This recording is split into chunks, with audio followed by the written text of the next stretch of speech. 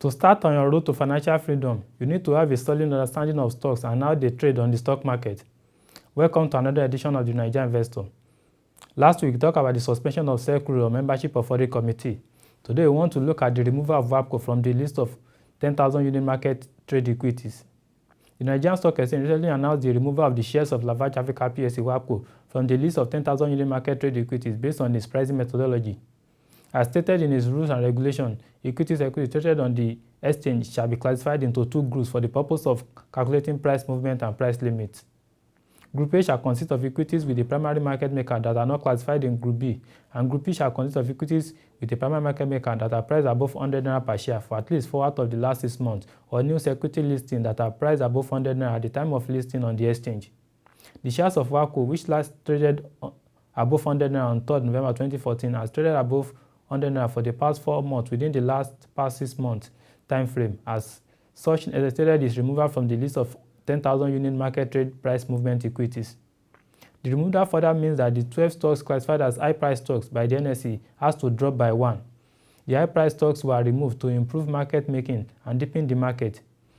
High price stocks are stocks that are trading at a reasonably high of 100 naira or more per shares for 4 out of recent 6-month period. And with the removal of WAPCO, the following stocks are expected to constitute high price stocks in the market: Dangote Cement PLC, Guinness Nigeria PLC, Nestle PLC, Nigerian Breweries, Sim Capital Fund, Sky Shelter Fund, Nigerian Energy Sector Fund, Total PLC, Mobi PLC, Seplat Petroleum PLC, and 40 Oil PLC. Analysis on the current list of high price stocks revealed that we can have the following takeaway. The 11 high price stocks constitute about 49% of the total NSE market cap. Danksem has the highest contribution to the high price stocks caps with 50.89% contribution, and closely followed by Nigerian Breweries with 21.65% and Nestle with 12.65%. 6 of the stocks traded in the red zone, 2 traded in the green zone, while 3 are flat. Guinness leads the red zone with 23.34 year-to-date loss, while Seplat leads otherwise with 15.90 year-to-date gain. Oil sector has the highest representation with 4 stocks, consumer goods has 3, construction real estate has 2, while financial services and industrial goods has 1 representation each to complete the list.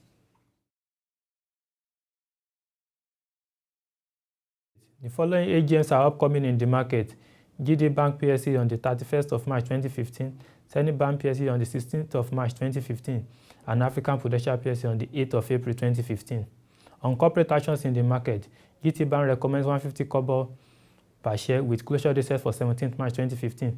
Zenith Bank PLC represents 175 kobo with closure date set for 16th March 2015. And African Prudential proposed 35 kobo dividend with closure date set for 18th March 2015. On announcement in the market, Orlando optimizes its crude oil hedge program, prepared $238 million loan facilities. Orlando Energy Resources Incorporated has notified the Nigerian Stock Exchange about a $238 million prepayment of certain loan facilities, which it utilized for the $1.5 billion acquisition of ConocoPhillips Nigerian oil and gas business in July 2014. The company successfully realized $234 million by resetting its crude oil hedge swap price from an average of $95.35 per barrel to $65 per barrel on 10,615 BBL per day for the next 18 months and another 1,553 BBL per day for a further 18 months until January 2019. The proceeds from the hedge unwind and reset, in addition to $4 million from cash in hand, were applied to prepay certain loan facility as detailed below. 1. $180 million applied to the $450 million in the reserve-based lending facility resulted in a balance of $227 million. 2. $51 million applied to the $300 million in the corporate facility resulting in a balance of $287 million. CCNN schedules 125th board meeting for March 18th. The company has notified the exchange that its 125th board meeting has been scheduled to hold on 18 March 2015 in Castina House, Rafshoda Industry, Abuja at 10 a.m.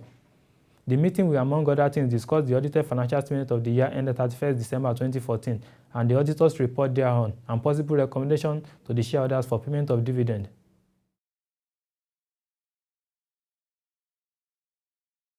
On the watchdog segment, SEC NFIU to collaborate to check money laundering. The Securities and Exchange Commission (SEC) and the Nigerian Financial Intelligence Unit (NFIU) of the Economic and Financial Crimes Commission (EFCC) has pledged stronger collaboration to fight illicit financial flows within the Nigerian capital market. The Acting Director General of the SEC, Monero Goso, disclosed this when he received the Director of NFIU, Uzeni Francis, in his office in Abuja on Tuesday. He also expressed the Commission's readiness to work with all relevant government agencies and stakeholders to ensure strict enforcement of all applicable laws against money laundering or fighting of terrorism. That's all we have for you on this edition of the Nigerian Investor. I remain your regular anchor until I come your way again on your regular weekly program, the Nigerian Investor. Bye for now.